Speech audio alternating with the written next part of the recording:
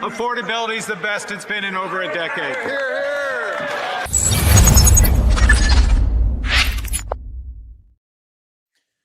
Carney claims that affordability is the best it's been in a decade.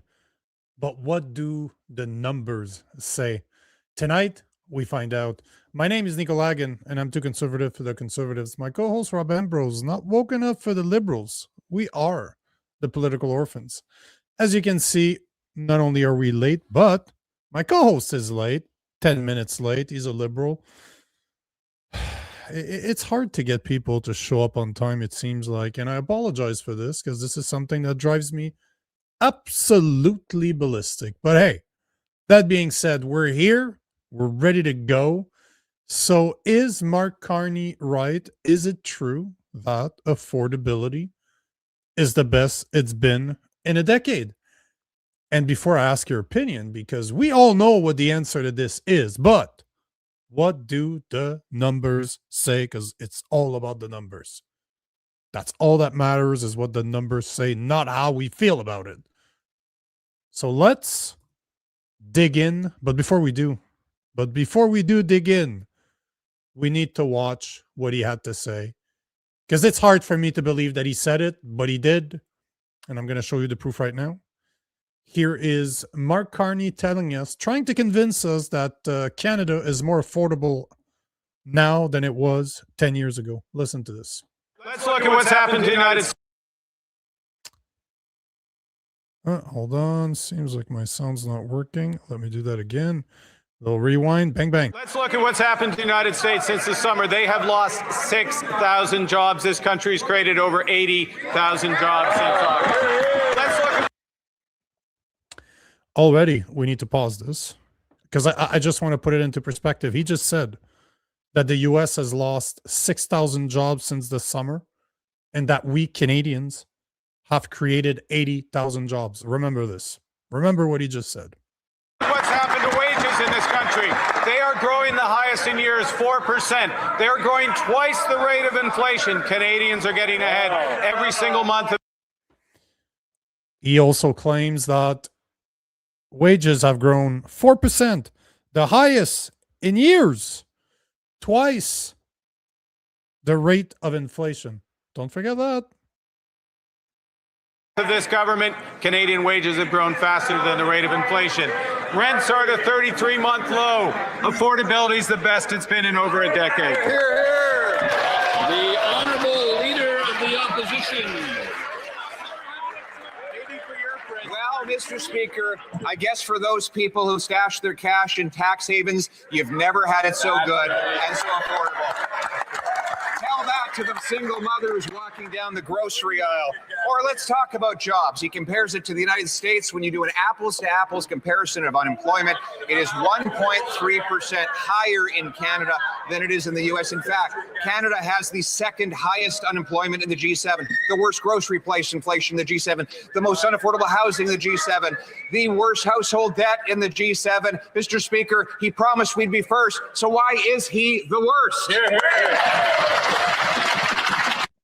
Okay, enough. Now, he's basically, what did he say?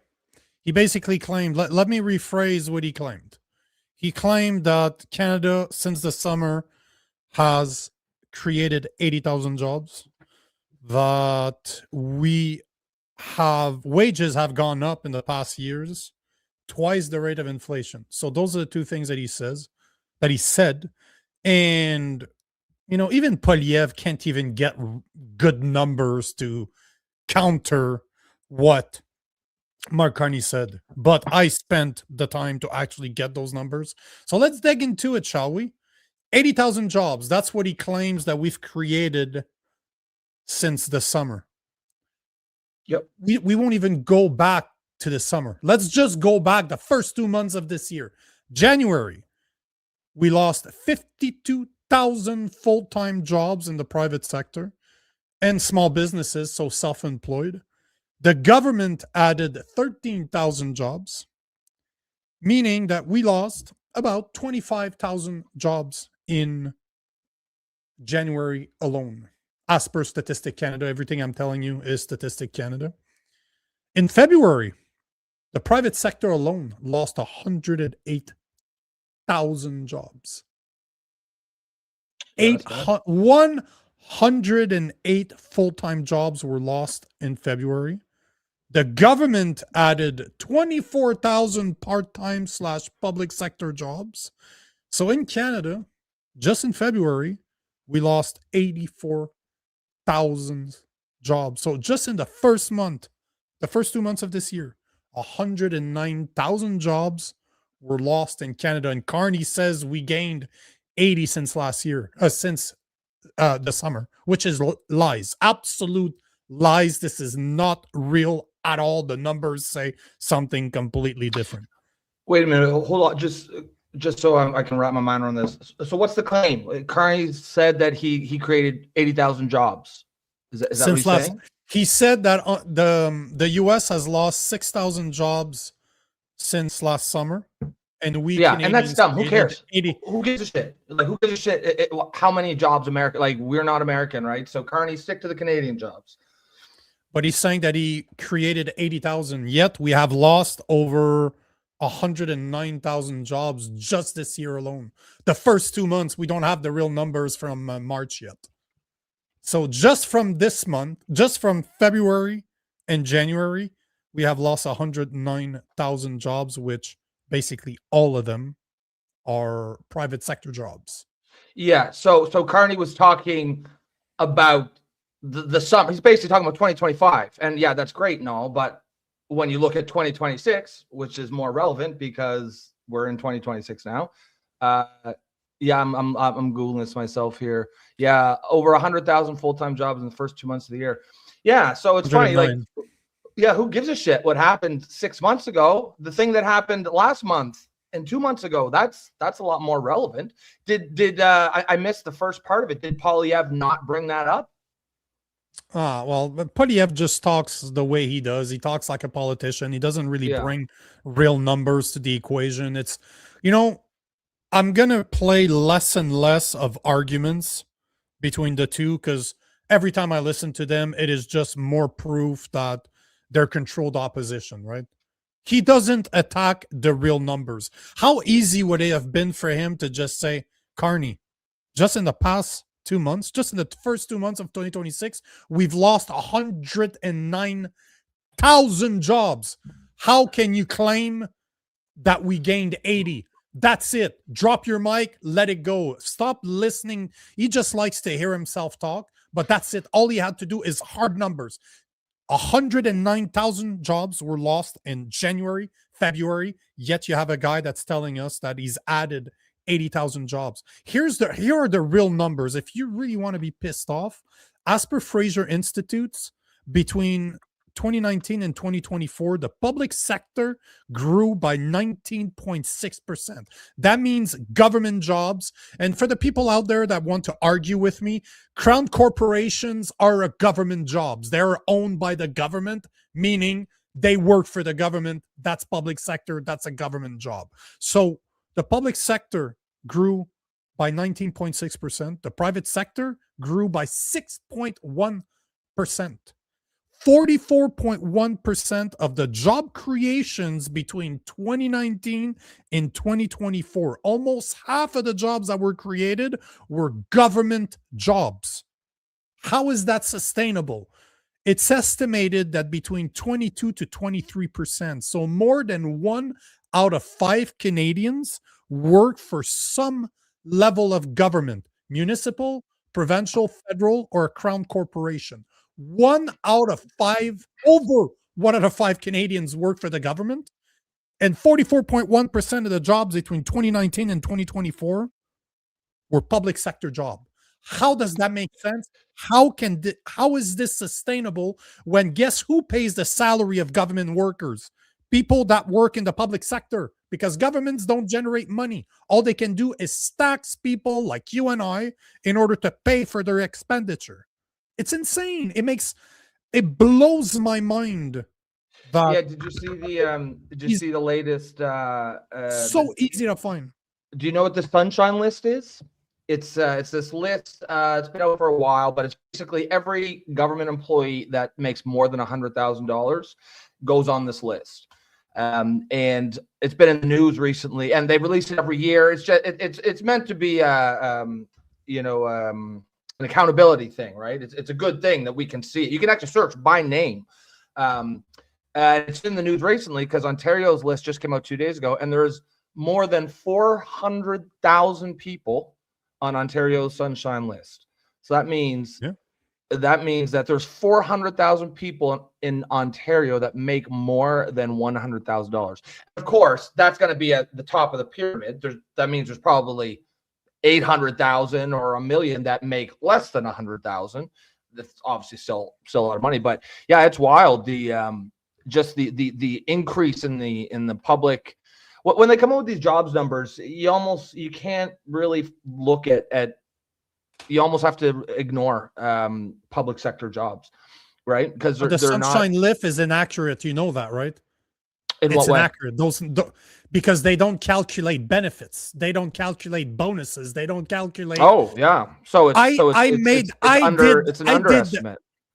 I did the calculation. A federal government is costing at least on average, a federal government worker that is full-time is costing the taxpayers between $140,000 and $160,000 a year. If you count for their salary, if you count for their benefits like healthcare, if you count for their pension, if you count for everything that they cost us, at least $140,000, $145,000 to $160,000. So let's call it $140,000 a year. And they get their salary increased every year automatically, right? When you work for the government, you don't need to do shit except show up and you're going to get your salary increase. 140,000, that is the average. Make a correction here. It says the annual list takes into account total compensation, including overtime and severance. Yeah, okay, but it's not benefits. It's just overtime and severance. No. Sorry, I got you. But that's my point. They don't show you all the numbers because that would mean that every single government worker, at least federal, I never did the calculations for the Ontario, so I don't know. But for the federal government, you're looking at over $140,000 a year is what it costs. Yeah, it's insane. It's absolutely insane. When the average Canadian, $65,000 to $70,000 a year. They literally make more than twice the average Canadian salary, and we pay for them, right? It's taxes that pay for their salary. They don't generate money.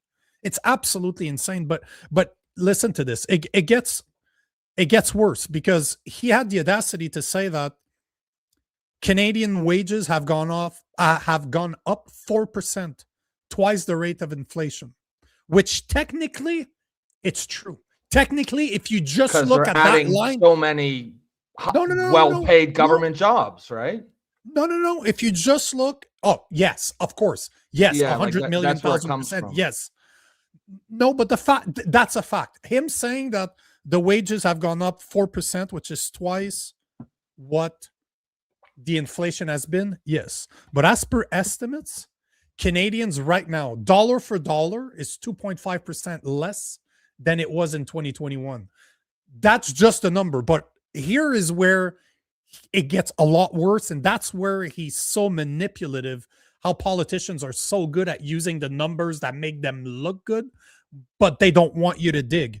Because here's the truth. So house pricing and food costs have exploded since 2019. We're looking, the average house pricing has gone up between 30 to 50% depending on the market.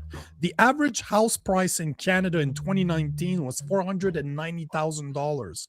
Today, that same house is worth $663,000. The average Canadian spent 39% of his income on housing costs in 2019.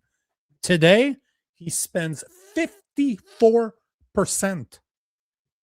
15% in the span of less than 6 years. Renting, just here in Montreal, renting a 2-bedroom apartment has gone up 70.8%. 70.8% since 2019. That means a 2-bedroom apartment used to cost $1,130 a month.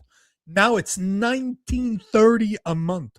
Food prices have gone up between 27 to 30% since 2019. In February alone, year over year, so from 2025 to 2026, in February, food has gone up 5.4%. 1 year, 5.4%. That's just food. And if you really want to get pissed off, did you know that the new carbon tax increase is going to be put in place on April 1st? So in a few days from now, we're going to pay even more for shit because there's going to be more carbon put on the cost of everything. I use that statistic all the time, but according to Fraser Institute, the average Canadian worker pays 42.3% of his salary to taxes. The average working Canadian spends 35.5% of his income on necessities, meaning housing, food, clothing. So after tax, after food, housing, and clothing, the average Canadian has spent 77.8% of his income. That's already gone. But if you talk necessities, you need transportation. People need to go to work. Insurance. I would argue that the internet, cell phone is also necessities in today's world. And utilities. If you add transportation, insurance, internet, cell phone, and utilities, you're adding another 20% on average. So the average Canadian spends 97% of his income on tax, housing, food, clothing, insurance, internet, cell phone, utilities, and transportation. 97%. If they have a kid in elementary or high school, you're looking at another 10 to 15 grand a month per kid. It's estimated that around 50% of Canadians are living paycheck to paycheck. 1 out of 3 Canadians cannot fully pay their credit card each month. And 41% of Canadians are $200 away from not being able to pay their bills at the end of the month. Yeah, that's the reality for you. That's the reality for you. 97% of the incomes are gone. And those are necessities. Like imagine if something bad happens, your car breaks down. Most people can't afford to fix it. They have to dump that on their credit card. How are you supposed to live like this? And Carney has the audacity to tell us that Canada is more affordable. Affordability is the best it's been in a decade. Yeah, no, that's crazy. I mean, the fact of the matter is it doesn't really matter what happened last summer. Everybody, I don't think any economist thinks that we're not headed down. The economy is not looking good long-term, medium-term. Some of it's, you could make the argument if you want to try to be, what's the word? Play devil's advocate. You could say it's not all Carney's fault. Some of it's going to be tariffs, but the point is the reason why these tariffs are going to hurt so bad, and especially that wild card if Trump, signals he's going to leave the what's that called? I'm talking about the new NAFTA. The new trade agreement. The Kuzma, yeah. If he signals he's going to leave that, then we're really cooked. But the fact of the matter is we're only in such a weak position because of 10 years of liberal mismanagement of the economy. And it's been absolutely an own goal. There's no reason it had to be this way. We could be an energy and resource superpower, and we chose not to. They chose not to because it has become unofficial liberal policy that it is not just, a bad economic decision to take our resources out of the ground, but it's actually immoral. They have a religious belief against taking our resources out of the ground. And when you're a country whose only fucking strength is its resources, that's a death sentence. Well, the other strength is our relationship with the US. So both those things, they have absolutely just completely shit the bed on those. And I don't know what the fuck Trudeau was thinking, what he thought that you can talk fancy new words and post-national state and integrated global community, all that nonsense. The fact of the matter is economies still run on the same things they always did. What shit you make and what shit you dig out of the ground. And they seem to have forgotten that. Or they don't give a shit. Either way. They haven't forgotten. That's the plan, bro. Yeah. This is where you and I, we don't see eye to eye. We see the problem. You believe it's incompetence. I believe it's planned. That is what it is to me. This is all planned. And that's a fair disagreement, because we both agree on the solution. Stupid. Is get these fucking clowns out. That's the solution. It wouldn't change anything, man, because I was just talking about this yesterday with nothing like having those conversations with people that don't necessarily want to have those conversations. Yeah. But the system, people say, oh, the system's corrupt. The system's not corrupt. The system was designed this way. It's not corrupted. The system was meant to be like this. This is how it was designed. The guys that are in power do not care about us. They have no reasons to care about us. Have you heard Poliev say he would take a pay cut? Because I haven't heard it. If he said it, I didn't hear it. No. If he really cared, the dude makes over $300,000 a year to fake opposition. I didn't hear him say that he would take a cut. I didn't hear it. Did you? No, that's not going to happen. No, they're going to have an increase. I think it's on April 1st that they're getting a new increase again. That's crazy. That's fucking crazy. And no problem. There was one guy in the Conservative Party, I don't remember his name, that said, you know what? I don't want this. He's a blue collar. He's like, nope. Yeah. He's like, nope, I don't want it. I don't want the cut. And they kind of fluffed him off like, hey, shut the fuck up, man. We have to be taking our increase. So yes. And then you have guys like, look at what the Law Start 420 is saying. I got paid Friday, and all that's left in my account is a little over $100, and a little bit of food takes most of it. Hope no emergency happens. And this is the whole point. 41% of Canadians are $200 of not being able to pay their bills at the end of the month. $200. It's absolutely insane. What did I say? The average working Canadian spends 97% of his salaries on taxes, housing, food, clothing, transportation, insurance, internet, cell phone, and utilities. 97% of their salaries. And we have and our government has the audacity to tell us that Canada is affordable. I do not, the part that bothers me the most is that they can lie like that with no consequences. This is what bothers me the most. That's why I say that the system was meant to be this way, because they can say whatever they want, with no consequences. Politics. That's politics, right? Because the thing is, once you get into that, like, who decides what's the lies and what's the consequence? Because that's certainly going to be used against numbers you too, right? Like, Numbers don't lie. I have the numbers. Yeah, right no, here. numbers lie. No. Numbers lie all the time. Statistics can be manipulated. But those are not. But those are hard numbers. I know what you're talking about. Those are facts. But those are facts. Yeah. Those guys are lying to us, plainly lying. If I can figure this out in a few hours, I can find those numbers. They have massive teams paid hundreds of thousands of dollars, every single one of those people in their teams doing this work. They know the numbers. They're not stupid. We're fucking stupid. We allow them to lie to us, and we keep voting for those fucking idiots. Sorry, but this drives me absolutely nuts.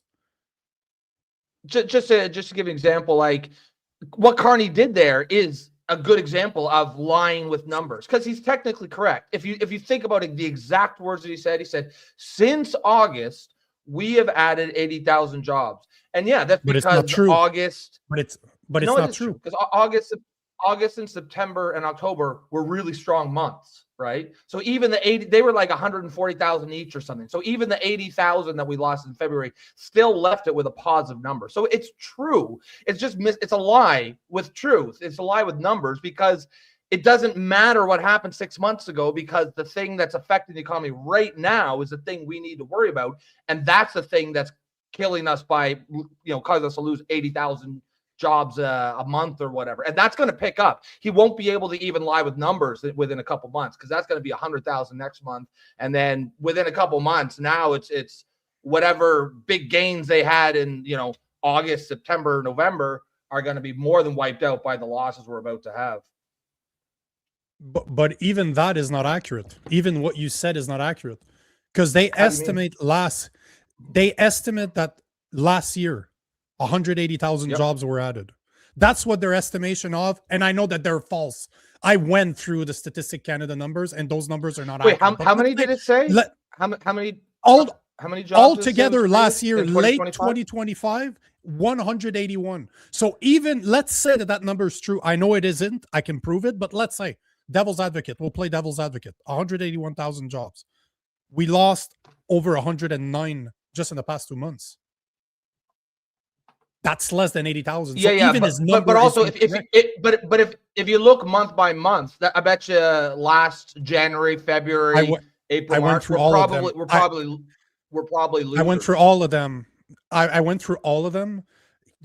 Where he's lying is that he doesn't split the full-time and part-time. So he's basically saying, over the first 2 months, February, the last month that this was calculated, we lost 108,000 full-time jobs. He added 24,000 part-time / government jobs. So that's what he does all the time. The numbers that they use, they will compare part-time to full-time. So you could lose 100,000 full-time jobs, but if you add 50,000 part-time jobs, you only lost 50,000. That's why the numbers are incorrect. They do not, and Statistic Canada is brutal for this. You can go to their website and look. They do not make the difference between full-time job, part-time job, government jobs. So they will say private sector compared to the public sector, but they will not say apples to apples. Because but you're not going to tell me that. But you're not going to tell me that you can lose 108,000 very high-paying job. Like you're talking, most of those jobs, I looked at them, most of those jobs are skilled workers. So you're talking about guys that made over $100,000 a year and blue-collar jobs and mom-and-pop shops. That's the biggest portion of the $108,000 jobs. And they're like, oh, yeah, but we created 24,000 part-time / government jobs. So technically, no, but they're not the same.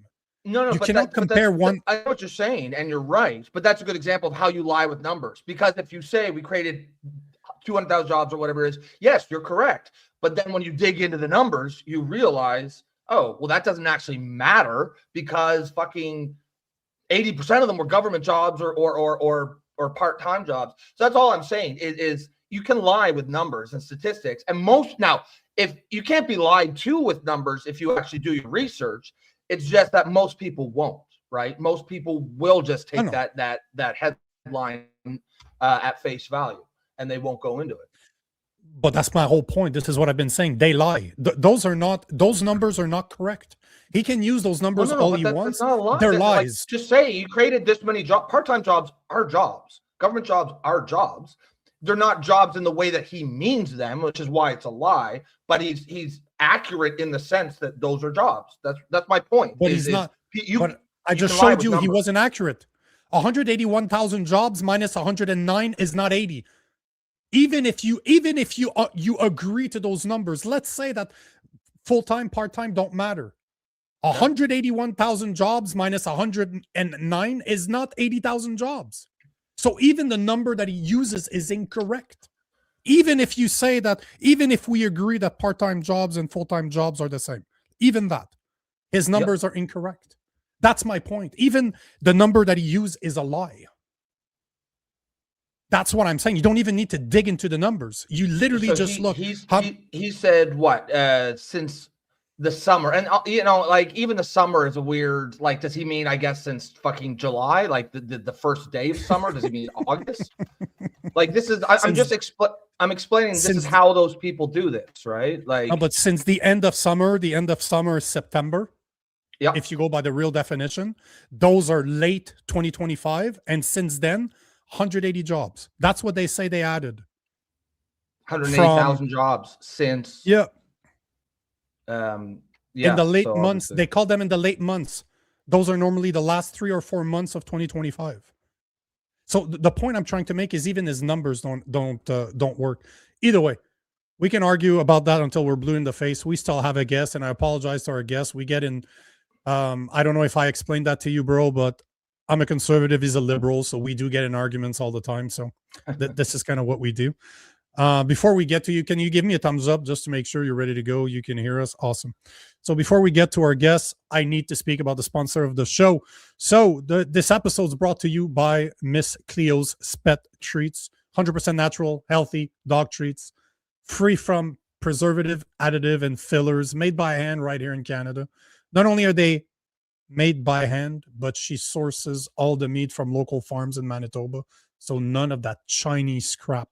So if you know that your dog deserves better, go to cleoscookiesandtreats.ca. Use the discount code Political Orphans and get 20% off your entire purchase. Just look in the description below. The link's there. The discount code is there. On that note, we are joined by Pastor Alin Armstrong to speak about the ticket that he received for preaching in the park. Alin, what's going on? Thank you for being here. Thanks for your patience. We were in an argument here, but thank you for being here. Okay, I was just catching the end of the Habs game, so I was able to watch. Nice. So it's all good. I appreciate you coming on. Appreciate your time. But by the way, before we get into this, how did you manage to get a dog treat company to sponsor a political podcast? That's some good work. The owner of the business is a massive conservative. Like, she's a conservative like me, not a big C conservative, a small C conservative. Just the fact that she comes from Manitoba, that answers your question. Well, this is usually with the political stuff. It's like a Bitcoin exchange or a gold exchange or something. You know, you don't really hear about that. It's cool though. I like some of that Bitcoin money. Yeah. Her food's amazing. Like her dog food. I got a big German Shepherd. Sounds better than most human food. Everything is you could eat it. Oh yeah. It's like beef jerky. She eats my dog eats bison. She eats venison. I think she eats better food than I do. Really. Probably. That being said, man, one of my buddies sent me a YouTube video of yours, and I've known this guy for 20 years. He's like, hey, bro, you need to have this guy on your show. So, okay. So I looked you up. I looked at the video. I'm like, yep, I can see that happening. That makes sense to me. Of course, it's happening to Christians, of course. So you want to explain to us what happened? Because, like I said, you were preaching in a park and you got ticketed for it. So please explain to us what happened. Well, it's a bit of a long story. I'll try to keep it as succinct as I can. Essentially, the backstory is during COVID, my church was renting a space to meet, and we weren't enforcing masks and things like that. And then we got kicked out. We got evicted from the building. And so we had nowhere to go. And we thought, well, let's just meet in the park. And so that's what we did. We started meeting in the park. And ironically, we never got in trouble, even though we were above the limits and everything like that. We never ended up getting in trouble when COVID rules were on.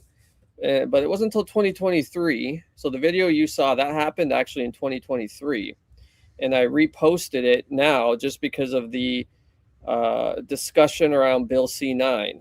And everybody's saying, oh, the Bible's not illegal, or they're not, criminalizing the Bible. And I'm like, well, it kind of already is illegal. It just depends who you are and where you are, right? If you stay in your house or you have a nice church building and you read your Bible, they'll leave you alone. But if you go out in public and you read the Bible and you preach from the Bible, then all it takes is one person to not like it and to call the authorities for you to all of a sudden be in some hot water. And that's what happened to me. So in 2023, we went back out into the park because we thought we're going to do some public worship. It's nice out. And we're a small church, so, it is what it is. So we're meeting in the park for a couple weeks. actually for a couple months and didn't have a problem. I used to bring my portable barbecue, and we'd have burgers and hot dogs, and the kids would come from the neighborhood and we'd give them burgers, and we had like an axe throw, and it was like a fun time. Nice. And nobody complained. Everybody loved us. I mean, why wouldn't you? We're giving you free food, right? So one particular Sunday I was preaching, and well, before we set up for the service, and all we had was like a little speaker and a tent, like a little canopy for shade. And a Parks and Rec employee came out of the building and said I couldn't be there. And I said, well, I don't think you're right. I think I can. And she goes, no, you can't be here. You have to leave. And I literally told the Parks and Rec person, I said, just go call the police. I'll talk to them. And so she left. We had our service and nothing happened. So that week, and I actually waited for the police. I got there at 9 a.m. I stayed till 2. Nobody came. So that week, I actually called the police, the non-emergency line. And I think in my video, if it's the one that I think you saw, I put the recording of my conversation in that video with the officer, where I said, hey, here's what I didn't put the whole recording because it would have been too long. I just put what is relevant. But basically the conversation went, hey, I was at the park. I was meeting with some people for worship. And the Parks and Rec employees told me I needed a permit. Do I need a permit? And the officer said, well, how many do you have? I said, I don't know, 10, 15 or so, nothing crazy.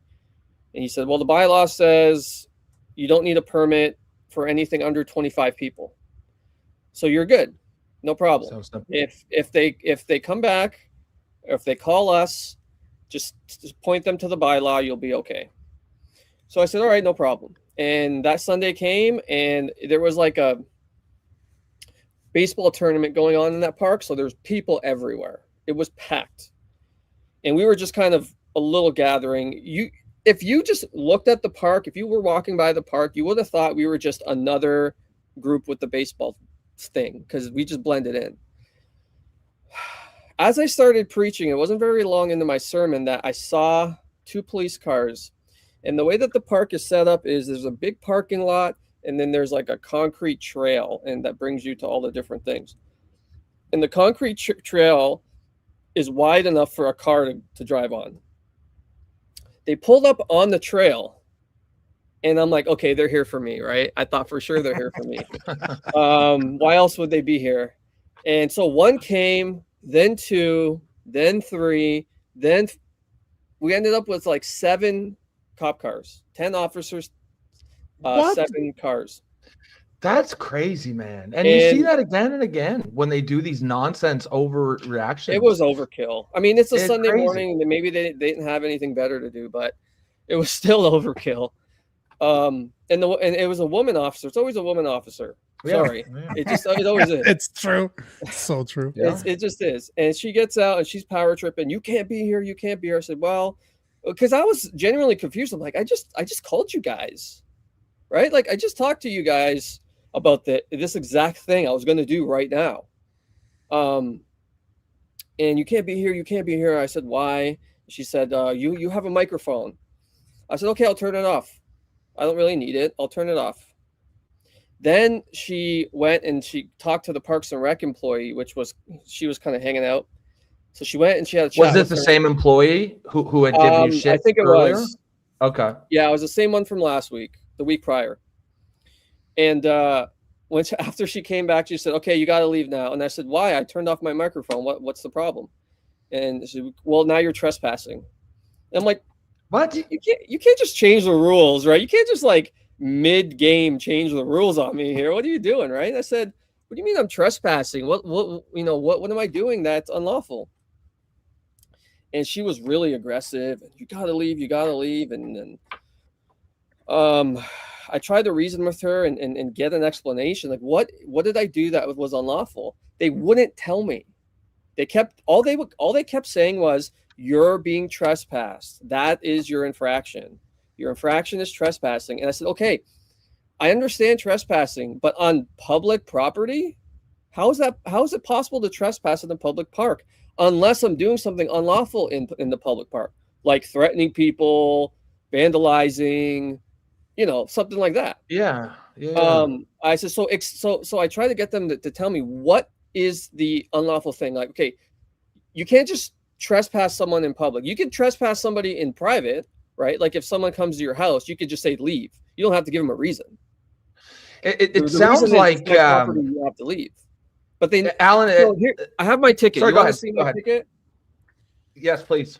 While you're grabbing this, it says that trespassing on public park, for example, it involves entering premises where entry is prohibited, engaging in prohibited activities, or refusing to leave when ordered by an authorized person. But there should have to be a reason to order them to leave, right?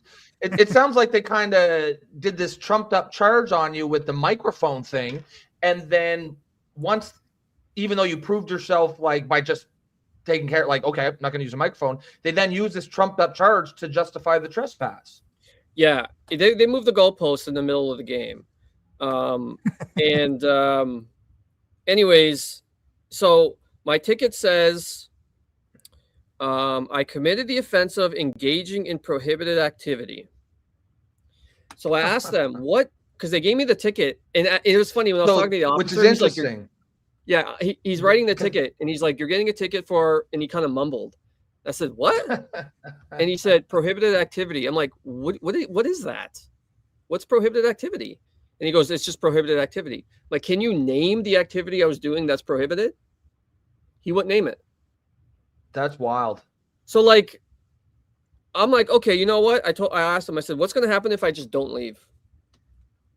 They said, "We'll arrest you." And my kids were there, and they were like 3 years old at the time, and I didn't want to traumatize them even more than they already were. Yeah. So I said, okay, fine, I'll leave. I said, "Can I come back? When can I come back?" And the officer went and talked with their superiors and came back and said, "Never. You can never come back. You're banned for life." I'm like, you're treating me like a pedophile now. Like, you're banned from the park. I got banned from the park. I still go. I don't care. They're not even banning pedophiles from parks. Right. I know. You're treating me worse than a pedophile. Yeah. Yep. So, anyways, yeah, so that those were the charges: engaging in prohibited activity. They wouldn't tell me the prohibited activity. They threatened me with arrest if I didn't leave. And so I ended up leaving. And you know what the funny thing about this whole situation was? I actually was breaking the law. I was illegally parked. They miss it. They miss the low-hanging fruit.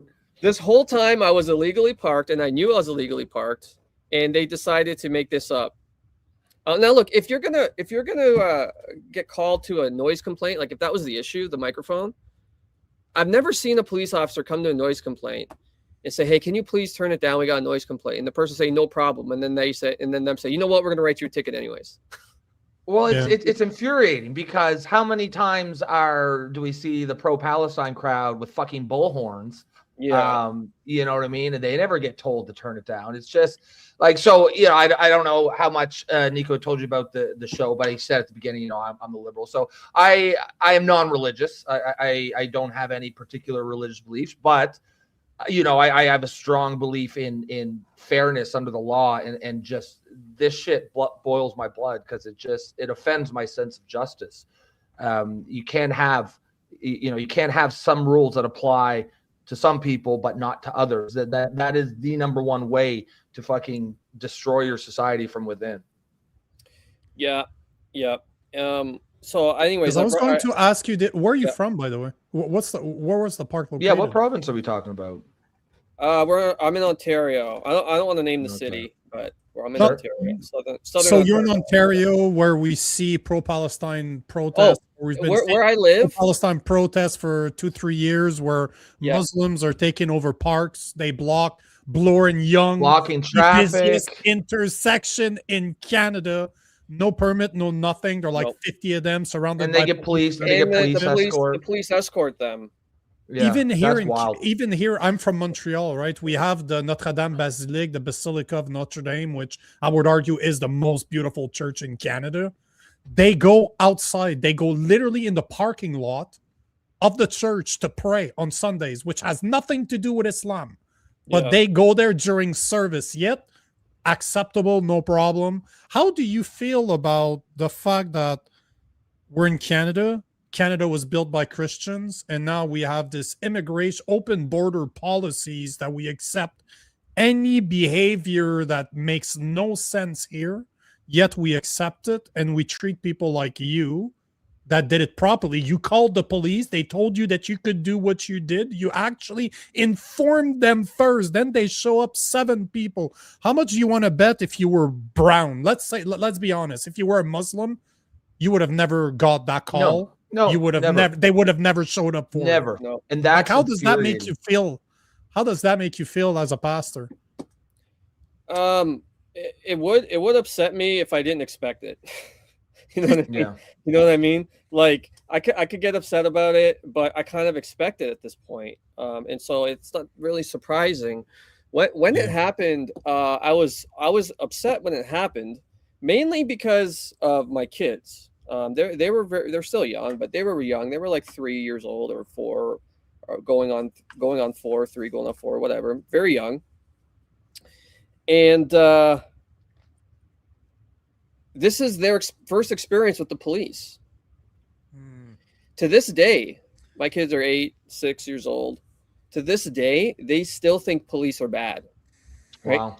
Because I mean, so think about it. You're a crazy. young kid, and all you're doing is you're with your dad. I have a picture of me with my 2 sons holding hands, and we're singing hymns in the park.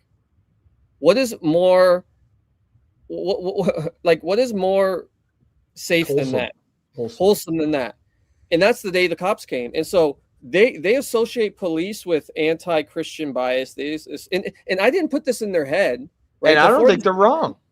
But I don't before exactly. this happened, yeah. Before this happened, I'll tell them, hey, the police are, they're neutral. They're, generally there to protect. And then this happened, and they're like, what? I remember the night of that day, putting our kids to bed. And we were just teaching them about, not in my sermon, but just in our daily Bible time with our kids, we were teaching them about the Exodus. And we were on the passage where the Israelites passed through the water, and then Pharaoh's army is drowned in the sea and all that. And my one son said, is God gonna kill the police? And I said, why do you say that? What makes you say that? And he said, well, because in the Bible, he killed the enemies of God, remember, in the sea. And they came against us, and we're the people of God, right? So is God going to kill them? And I was like, in my mind, I'm like, It's logical. The bro makes a good argument. Well played, sir. And I'm just like, well, Probably not. I don't think God's going to kill the police, but he's certainly going to judge them for what they did. And if they don't repent, then they will certainly face the consequences for what they did. Maybe not in this life, but certainly in the next. So anyways, to answer your question, how do I feel about it? I don't like it. However, it is what it is now, and I'm trying to do everything I can to reverse that by being bold and by being faithful and by realizing that really this country is not going to get saved without Christianity. You said Christianity, this country was built on Christianity. Amen, it was. brother. I mean, look at the charter. I have the charter on the Bill of Rights, not the bill. What do they call it again? The Charter of Right? No, the Bill of Rights. Rights and freedoms. Canadian Bill of Rights. Yep. And the charter both start with God. What God? It wasn't Allah. It wasn't Islam. Like, come on, you can't tell me that there were, So, anyways, yeah, we need to get back to that.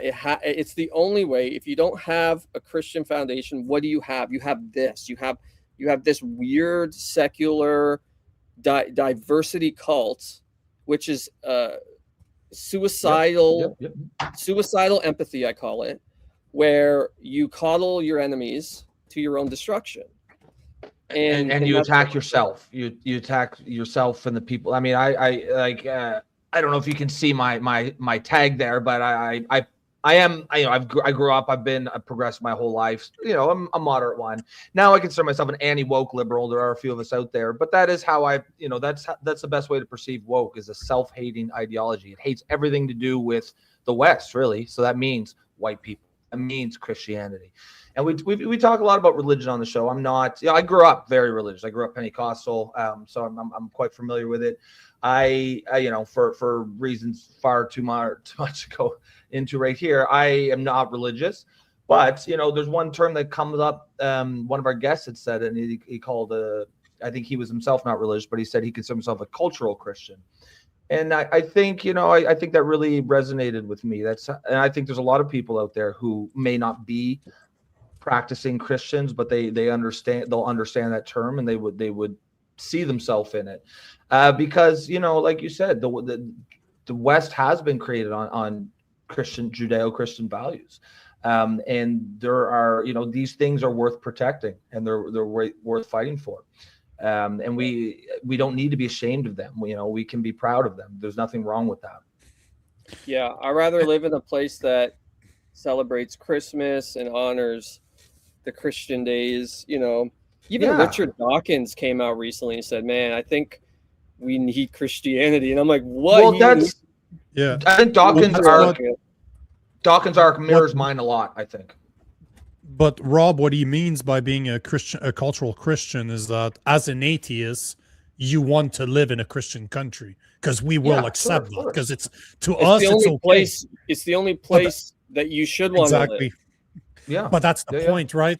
And that's what Jeff Evely is, the guy that he's talking about that made that comment. And same thing, he's an atheist, but he wouldn't want to live in any other country than a country that is Christian. That's why he calls it, I want to be somewhere where culturally it's Christian, because his values are going to be respected. We might not agree with you, but we're not going to hang you or throw you over buildings because you're sinning. We don't do it because that's not what we're supposed to do. So there's no better place to live than in a Christian country.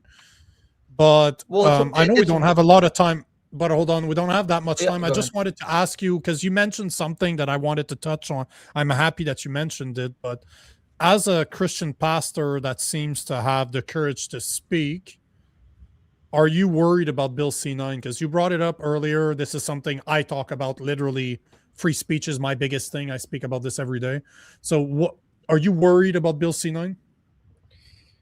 How do I say this?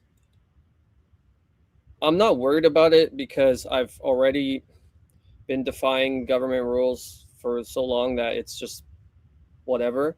But I am concerned about it. Like, here I'll put it this way. I don't think it's a good idea. I think it's destructive.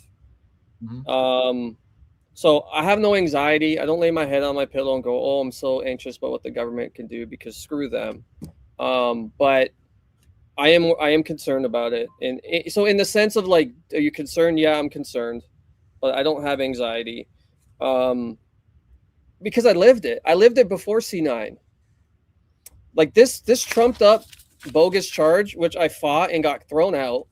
The judge probably saw this and was like, when I saw, it says here, $65. Like, am I a joke to you? $65? I called a lawyer and he said, "Yeah, that's the minimum. They just wanted you out. You did nothing wrong. They were just bullying you." So with C-9, this becomes hate speech and this becomes jail time. Exactly. Yep. That's the problem.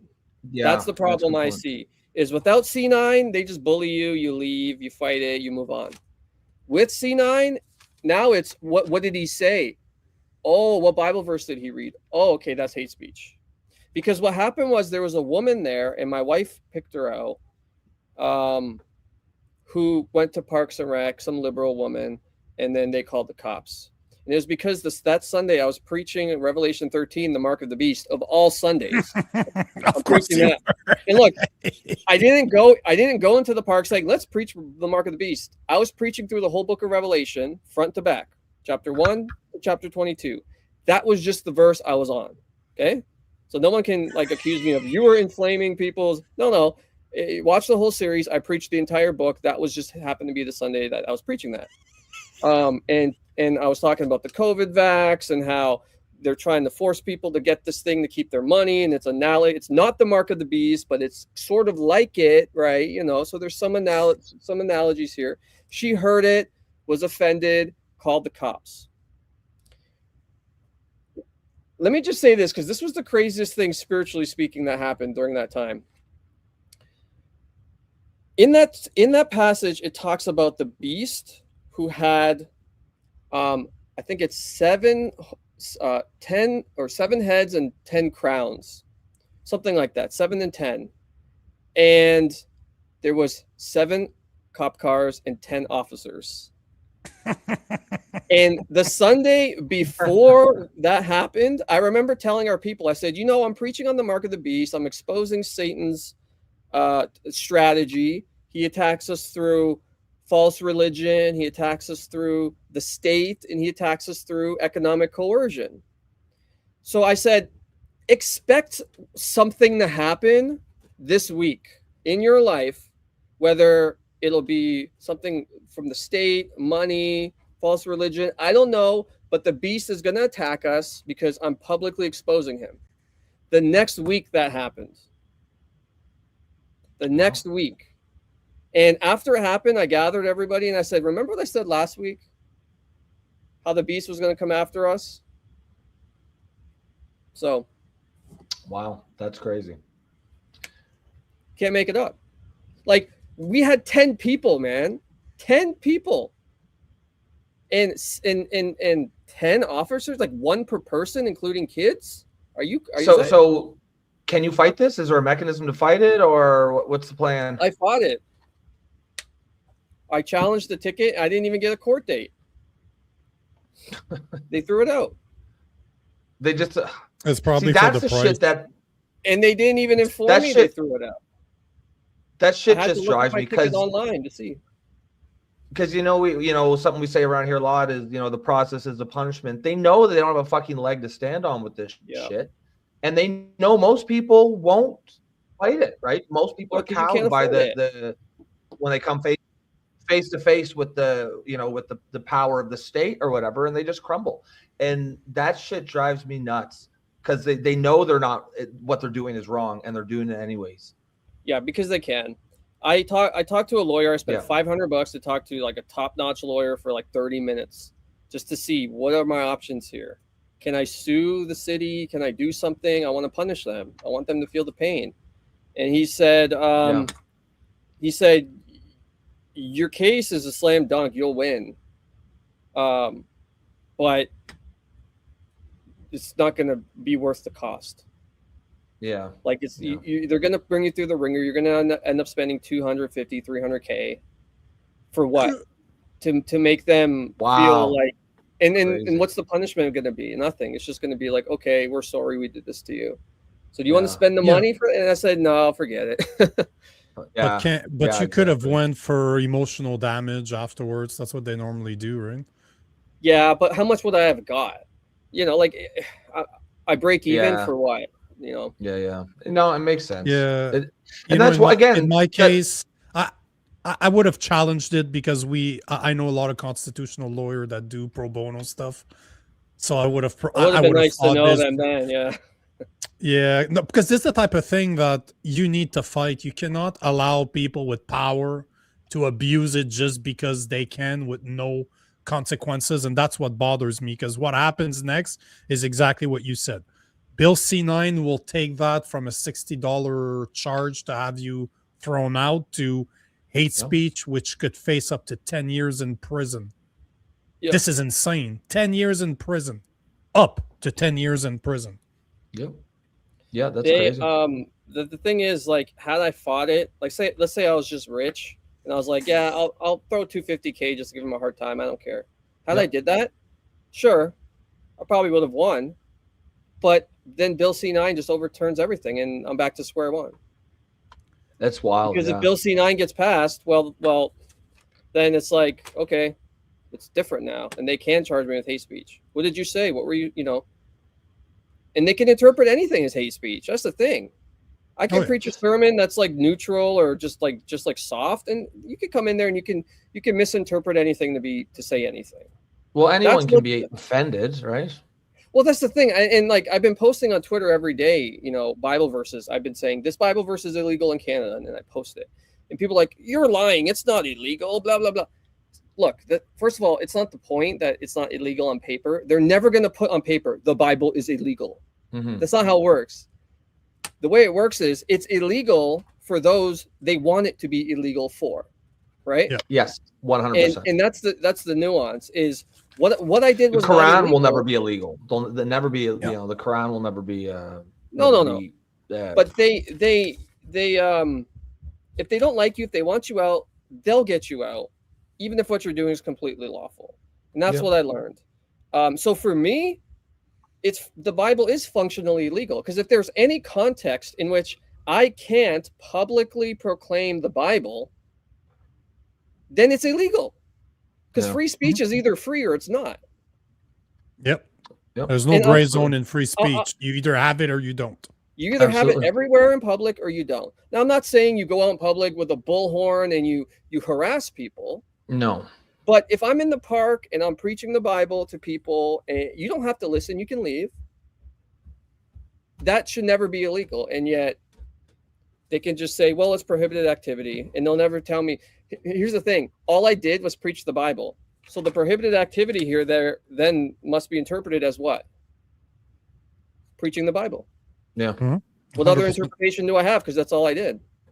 Yeah, absolutely. And people have said, no, it's because you had the microphone. So I turned it off. Yeah, that's stupid.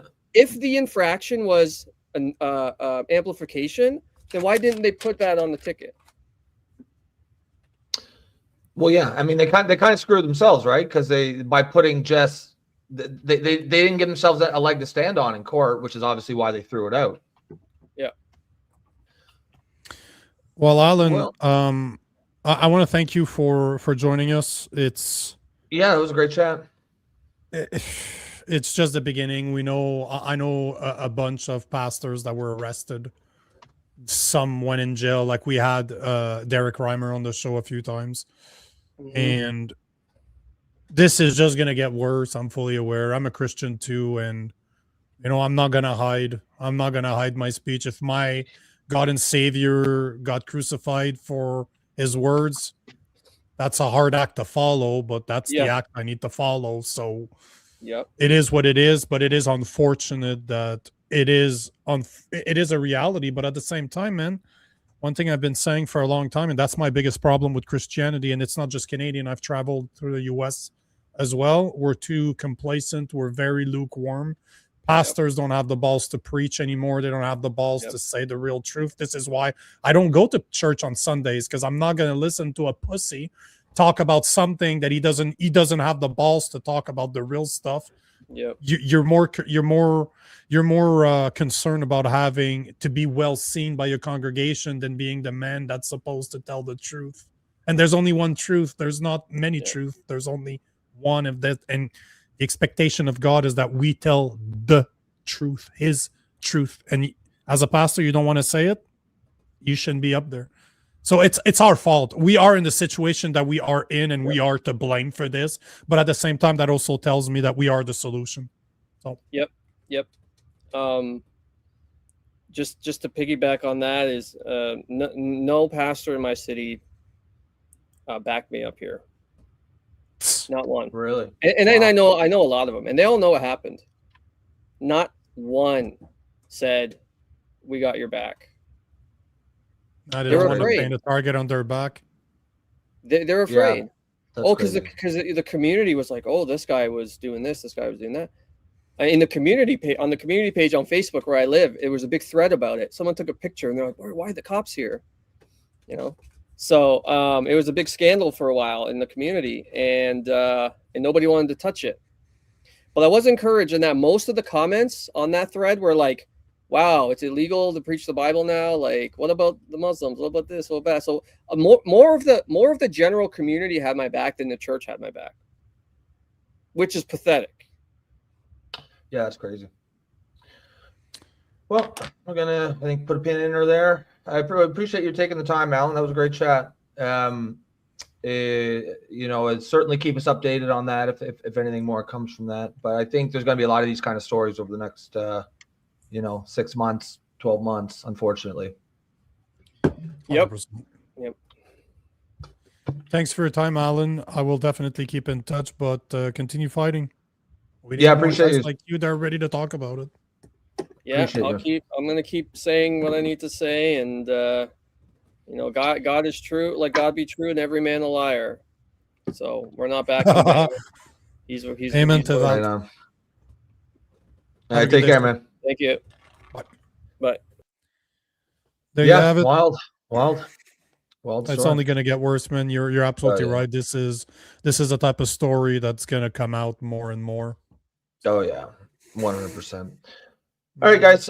We are going to put a pin in there. We went a little bit over time, but I mean, you know, when you're having a great chat, then it is what it is. Guys, if you are just tuning in and you want to support the show, please consider becoming a member. You can do that through YouTube for the low price of $2.99 per month. You can also buy us a coffee, which you can see in the QR code in your upper left-hand corner of your screen. And of course, another way you can support the show is just keep coming back. Then you know, keep coming back. Throw those comments out there. We'll get to them. Obviously, when we have a guest, we are not able to get to as many comments as we would like to. But normally, when we don't have a guest, we generally the show is pretty heavily based on audience engagement participation. So other than that, folks, great start to the week. We will catch you tomorrow. Oh yes, you're definitely going to want to tune in for that because we've got we're joined. You We're do that. joined by Mocha Bezergin, independent journalist, and Chris Joseph, father of Jackson Joseph, that was killed in the Humboldt Bronco bus accident. I don't want to call it an accident, but he was killed in 2018. And we're going to be talking about a topic that's going to get us in trouble. I think that's going to be a problem, but that's going to be a great chat. We're going to be talking about the World Sikh organization and kind of the power that they have in Canada. So it's going to make for a very good chat. So we're going to go a full hour tomorrow. So 7 p.m. Eastern time tomorrow. Mocha Bezergin and Chris Joseph are joining us. So make sure to be there. Yes, absolutely. It's going to be a great chat. And other than that, folks, we will catch you guys tomorrow. Enjoy the rest of your night. Peace.